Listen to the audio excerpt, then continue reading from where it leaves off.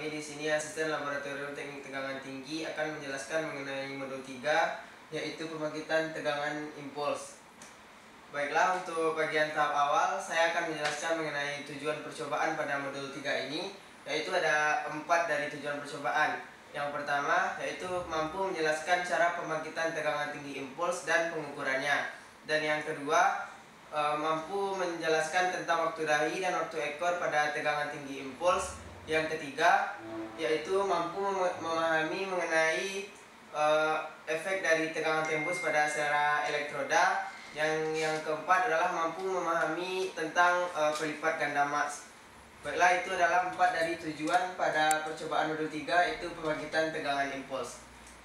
Pada modul 3 ini, dalam keadaan beroperasi, peralatan elektrik harus mampu dibebani tegangan kerjanya dan juga harus mampu memiliki ketahanan bebanan tegangan tinggi impuls seperti sambal petir.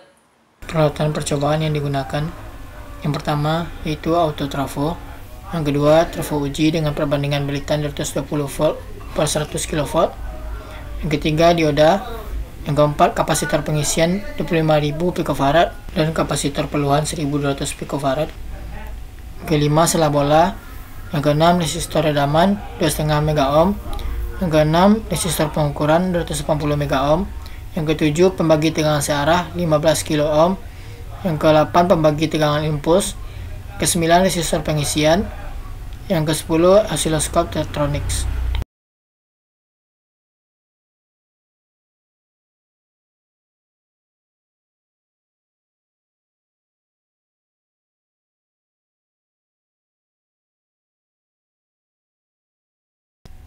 Selanjutnya kita merangkai peralatan sesuai dengan rangkaian percobaan. Pada percobaan modul 3 ini, pembangkit tegangan impuls, di sini kita menambah nilai R1 dan R2 untuk melihat tegangan yang dihasilkan. Apakah dia akan semakin besar atau kecil sesuai dengan jurnal yang divariasikan. Dan di sini kita juga melihat fenomena tegangan tembus yang terjadi pada sela percik.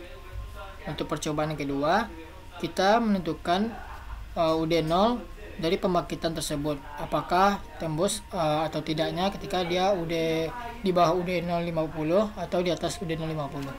Berikut bentuk rangkaian pada percobaan 2 modul 3 ini.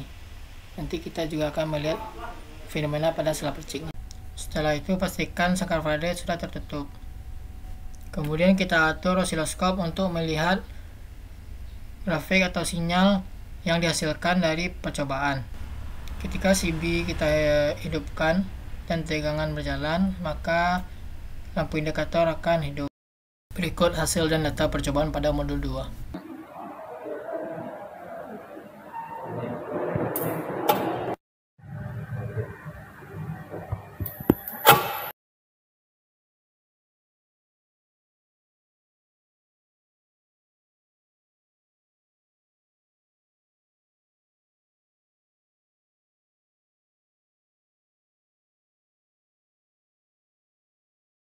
Baiklah, selanjutnya saya akan menjelaskan mengenai grafik dari gelombang impuls pada umumnya. Jadi pada pembangkitan tegangan impuls ini, tegangannya naik secara cepat dalam waktu yang singkat. Dapat terlihat pada grafik gelombang impuls pada umumnya ini.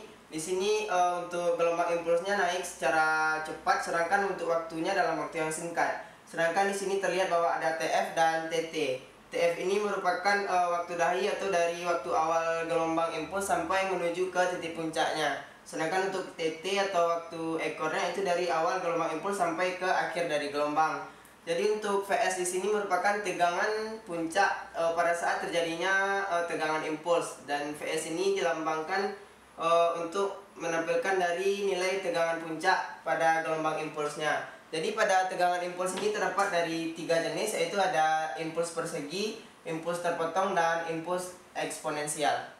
Selanjutnya saya akan menjelaskan grafik dari fungsi distribusi tegangan impuls pada sela bola. Jadi pada grafik ini terdapat grafik UD terhadap PU.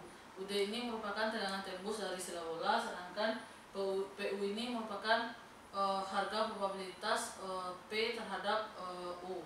Jadi di sini pada bagian X, jadi di sumbu X ini terdapat nilai UD0, UD50 dan UD100.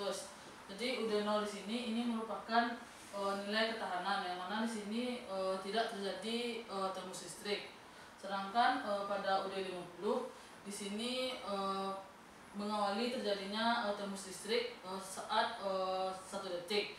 Jadi pada saat 1 detik ini ada dua kemungkinan, yaitu terjadi tembus listrik dan tidak terjadinya tembus listrik. Sedangkan pada UD100 ini merupakan waktu dimana saat terjadinya tembus listrik. Sedangkan pada di sumbu Y 0,5 dan 100 ini untuk harga probabilitas dari tembus listrik tersebut.